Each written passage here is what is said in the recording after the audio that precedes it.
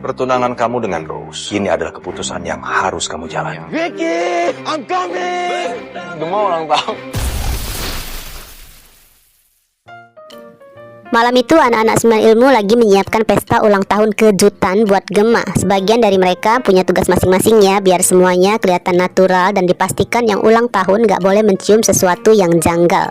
Gaspol ditugaskan buat standby nemenin Gemma terus di teras cafe. Kebetulan banget akhir-akhir ini perasaan Gemma lagi enggak baik-baik aja. Gemma lagi sering banget galau, apalagi tiap melihat kisah asmara teman-temannya yang mulai ada perkembangan. Sementara dia sendiri masih kejebak di perasaan gamon berat. Lagi sayang-sayangnya sama Kiara tapi malah harus ditinggalkan begitu aja. Jujur ya, sekarang ini Gemma seakan merasa sepi, bahkan meskipun di tengah keramaian teman-temannya sendiri. Beruntungnya Gemma punya lingkaran pertemanan yang sangat hangat, yang rasanya udah kayak keluarga sendiri. Sebelumnya aja bahkan Jevan sempet ngajak Gemma jalan-jalan seharian di Singapura buat ngangkat moodnya. Nah, di hari ulang tahunnya ini giliran geng Chaos yang sibuk menyiapkan kejutan, sebuah kotak kado super gede yang sudah dihiasi pita cantik. Namun nih guys, bukan cuma Gemma yang bakal dikasih kejutan, kita penonton setia pun yang ngikutin cerita ini juga jadi ikutan mau nebak dong, kira-kira apa sih isi kado segede itu? Atau lebih tepatnya siapakah yang akan ada di dalamnya? Siapakah tamu spesial yang rela masuk ke dalam kotak itu demi bikin Gemma bahagia? Apakah mungkin itu adalah Kiara?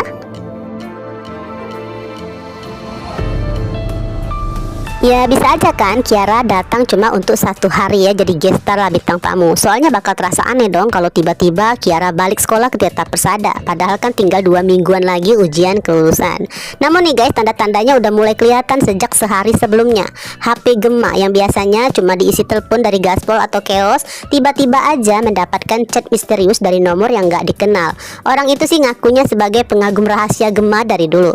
Biar makin misterius, orang itu pun gak mau angkat telepon dari Gemma. Katanya sih cuma berani chat aja, malu. Nah, kemungkinan besar pengirim pesan chat itu adalah Kiara yang ingat ulang tahun Gemma dan mungkin pengen memberikan kejutan manis di ulang tahunnya. Sekalian juga mungkin mau ngetes apakah Gemma ini tipe cowok yang gampang tergoda atau enggak. Menariknya, meskipun lagi kesepian banget, Gemma nggak langsung baperan guys. Pendiriannya cukup kuat. Bahkan Gemma langsung ngeblokir nomor itu. Tapi si pengirim ini enggak nyerah, muncul lagi pakai nomor baru. Polanya persis kayak Kiara yang dulu nggak gampang mundur waktu mengejar cinta Gemma.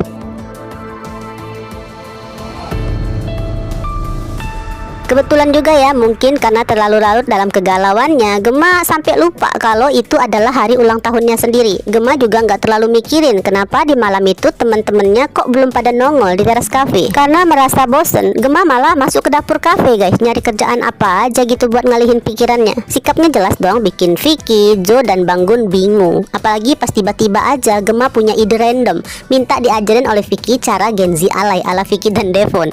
Nah, dengan penuh semangat, Vicky langsung ngajarin berbagai kosakata khas mereka. Dan anehnya ini cukup berhasil bikin Gemma ketawa dan sedikit lupa sama rasa sepinya. Nggak lama ya, Gemma balik lagi ke mejanya, kali ini dengan ekspresi yang lebih ringan dan siap mempraktekkan kata-kata yang tadinya sempat terdengar aneh di telinganya, tapi sekarang malah bikin Gemma merasa lebih keren.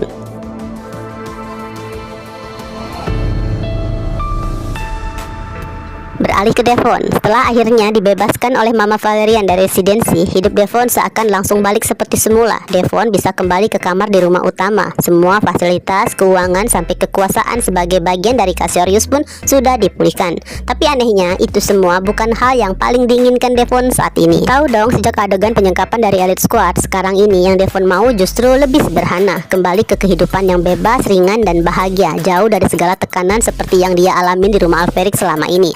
Jadi tanpa banyak drama, Devon pun melangkah santai keluar dari rumah itu. Bahkan sempat dengan entengnya bilang ke Matthew pas papasan ya, kalau dirinya sedang punya misi, tanpa berniat menjelaskan apapun lebih lanjut. Jelas aja Matthew langsung heran.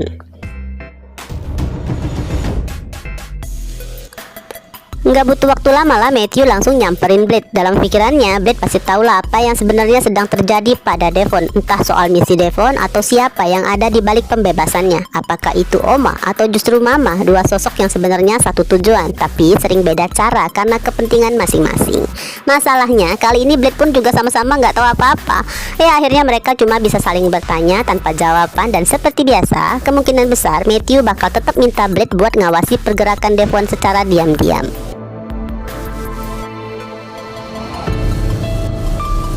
Sementara itu Devon sudah jauh melaju ya di jalanan dengan motornya. Angin malam, lampu kota, dan kebebasan semuanya terasa nikmat banget setelah sekian lama terkurung dalam residensi.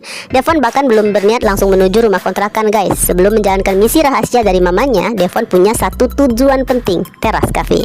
Devon kangen ngobrol santai, kangen suasana yang gak penuh tekanan, dan tentu aja kangen Vicky, satu-satunya teman ngobrol yang paling nyambung sama dia. Ya walaupun gaya mereka sering dianggap alay sama yang lain, tapi tetap aja Devon selalu disambut hangat di sana. Dan malam itu bakal terasa lebih spesial tanpa Devon sadari ya, kedatangannya pas banget bertepatan dengan pesta kejutan ulang tahun Gema. Bahkan yang lebih mengejutkan lagi, ternyata Gema sekarang udah mulai belajar jadi Gen Z alay. Artinya malam ini Devon gak cuma punya satu teman ngobrol yang nyambung, tapi dua, yaitu Gema. Dan untuk pertama kalinya setelah seminggu ini Devon benar-benar ngerasa pulang. Beralih ke Excel, malam itu terlihat agak gelisah nih saat ngobrol sama Om Ares tentang pembicaraannya dengan Tante Cassandra sebelumnya terkait soal isi surat wasiat Opa Alferic.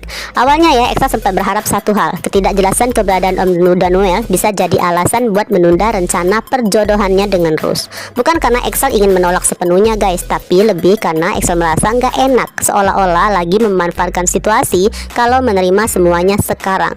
Tapi harapan Excel langsung pupus. Ternyata Om Ares sejalan dengan Tante Cassandra. Buat mereka, ada atau enggaknya Om Danuel, setuju atau enggaknya siapapun gak akan mengubah apapun. Semua udah diatur rapi dalam surat wasiat Opa Alferic. Dan tugas Tante Cassandra sebagai kepala pengacara adalah memastikan semuanya berjalan sesuai jalur. Kalaupun ya nanti Om Danuel punya pendapat, Om Ares yang akan menyampaikannya.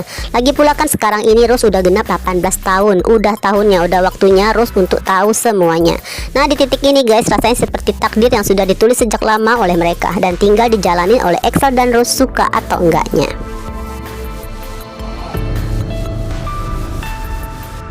Sementara itu di tempat lain malam itu ya, dia sedang menemui Danuel yang kondisinya lagi jauh dari tenang. Emosinya memuncak sesuai sifatnya yang selalu meledak-ledak. Danuel udah kehabisan kesabaran karena nggak mau lagi terus disuruh menunggu tanpa kejelasan. Buatnya ini adalah saatnya bergerak. Danuel ingin segera mengambil kembali hak yang seharusnya jadi milik mereka, terutama mempertemukan Mohan dengan orang tua kandungnya dan mengesahkan Mohan sebagai pewaris sah keluarga Alferic. Maka ini menjadi tugas dia untuk mencoba menenangkan mantan suami yang masih sangat ia pedulikan dan sangat ia cintai tersebut. Dia meminta agar Danuel bersabar, seenggaknya sampai putri mereka Rose menyelesaikan ujian kelulusannya sekitar 10 hari lagi.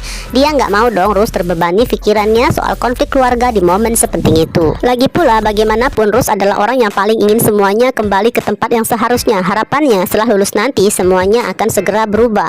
Rose akhirnya bisa menjadi dirinya sendiri seutuhnya, mengembalikan identitasnya menggunakan nama aslinya sebagai Rose Serafina Alferic, dan juga nggak perlu lagi menahan kemampuannya ataupun menyembunyikan jati dirinya.